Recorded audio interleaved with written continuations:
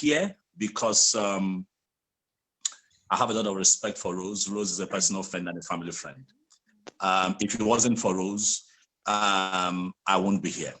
And a testament to that fact is we had Rose and I had a little argument last night. And if she shows you my messages, how I refuse to do this, you will understand how bitter I am. However, I have also seen that it's a topic that hurts a lot of people. But I am not going to scream like Mike did. I'm just going to get out of here. If anybody raises their voice and accuses me falsely, I do not have a point to prove. For me, we live in a world where sometimes people get it the first time, sometimes people take some time to get it. All right. If you go on my page, you're going to see a lot of disclaimers that I put up. And I have constantly said that I have space for just one account, which is verified and has a blue tick on it. And sometimes when people say they talk to me or they spoke to me, I say, can you please munch our conversations via a verified account? That is how you keep your facts. You don't have conversations without facts. Now, having said that, I came on here. Rose, the lady to your right in black. Sandra. Please, Sandra, you're going to have your time to talk. Try the best that you can, no matter how upset you are, not to interrupt me. The lady to your right, Rose, does not have an open mind to what's going on. Her mind is set to what she believes in. And if that is the case, then she shouldn't be in this meeting. If we're going to have this discussion, you should have an open mind. Two things. One is going to happen. One, it's either you're going to find out that the actors are actually criminals, or you're going to find out that they have been impersonated. So, but for you to find out whether they are being impersonated or they are the actual criminals, you have to calm down and listen. You're not the celebrity. You're not wearing their shoes. You don't know what they go through. So I'm going to start with you, Sandra. You have called me before on WhatsApp. I don't know how you got my number, but you called me. From a victim. Can you try not to interrupt me, please? Thank you very much.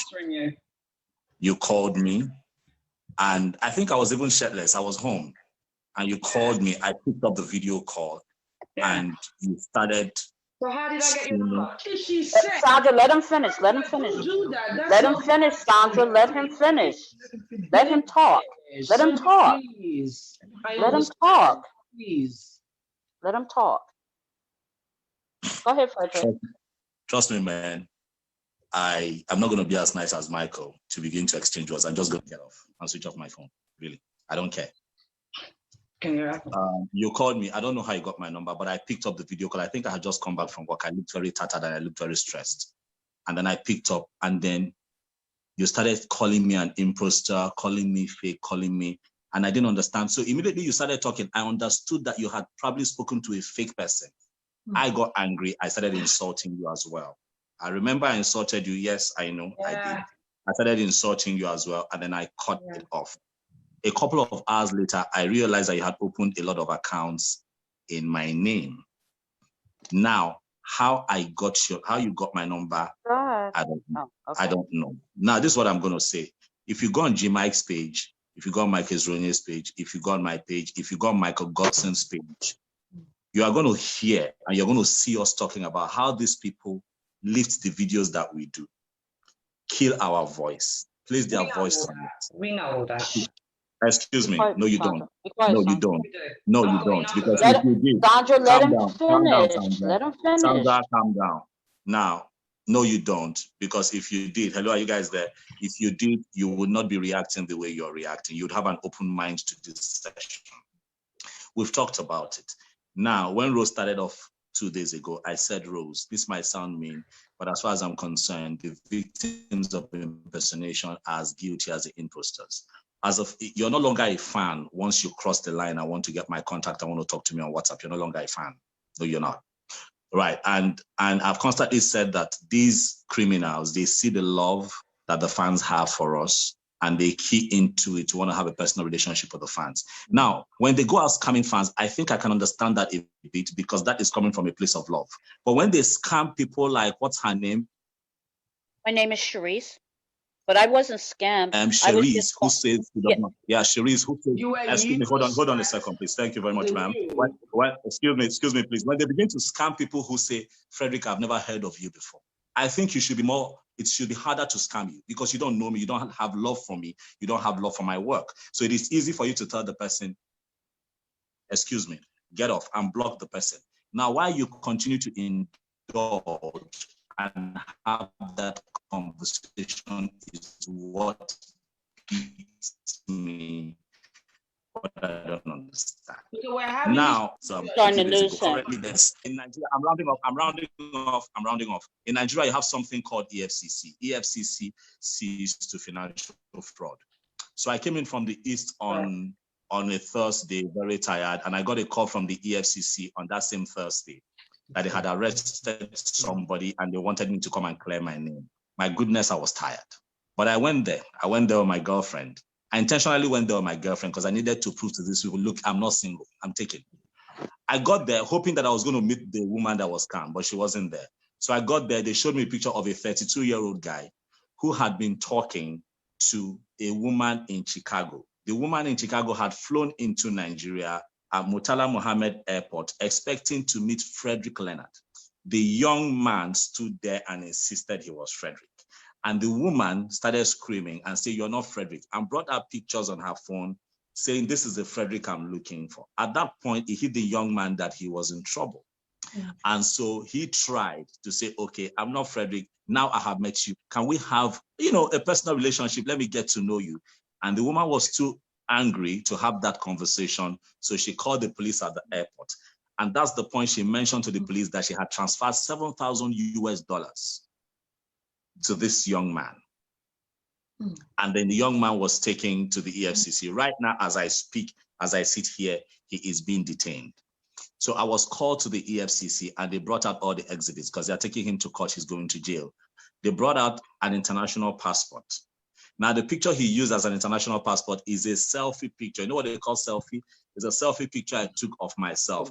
That's the picture he cut out because the 2 ears were showing. He put there. I was listen, for the purpose of this conversation, I was born 1st of May, 1980. I see on Google that I was born 1976. The document this guy came up with said that I was born 1977. Now, a lot of things, he came up with a lot of fake pictures and fake videos. Now, I even saw pictures of houses and I asked the EFCC, what house is this? The EFCC told me that this woman is in a so-called relationship with the Fredrick. So the reason she came was for them to get married so that they can buy a house. So the picture of the beautiful house that I had seen was supposed to be their home. This woman was hurt and then she left. But as I speak, this young man is still in detention. Now the question... Mr. Leonard, may I ask you a question? Have you ever been on Skype? The question I ask is, why would you say you're someone's fan and then you indulge to a point where now currently trying to destroy my name? Her name is... Hello, it's can you guys hear me? We can hear him. We can hear him. Okay, can he hear me? Cherise, I'm rounding off. I can hear you. Sorry, I just want to ask. The floor. Fredrick has the floor. Yes. I just want to ask one question. Cherise, you're going to hold on. Cherise, you're going to hold on. Okay. Thank you very much. Okay. Now, this young lady keeps saying that she has evidence to destroy me, to ruin me. And I constantly say, what are you waiting for now? Put your evidence out. Because if your evidence is going to help the EFCC, your evidence is going to help the police. First and foremost, if I am guilty, I will not have the confidence to be on this platform. It's just psychological, right? Yeah. Now, I say, put out your evidence. And she put up some evidence. Somebody actually went to the CAC in Nigeria. CAC is a corporate commission where you register a company or something, and registered Nollywood Entertainment wanting company. And now with that CAC certificate, you can now go to a bank in Nigeria and open an account. So that's called the business account.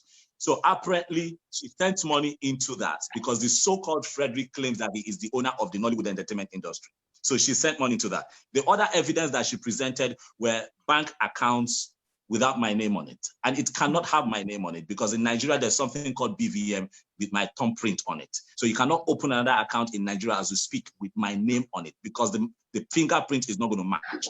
So what these guys do is they tell you, oh, I'm a celebrity. I have my PAs, I have my managers that can go to the bank to get the money. So you send the money into that account. So what I tell people like is, if you have sent money into any account, demand for send it to the police and the authorities. With that, they are going to flag that account that you have transferred money into. One fine morning, the owner of that account is going to go to the bank to want to transact. Immediately, the person can.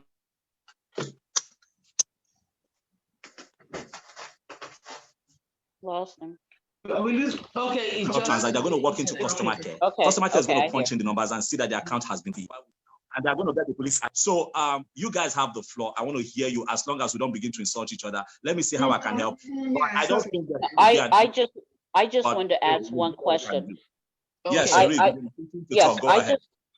I just wanted to ask a question because I've never heard of any of you guys before. So when I supposedly first met you, Mr. Leonard, you started Skyping supposedly with me, and I did have a witness at that time when I lived in Washington, D.C. that saw your face actually,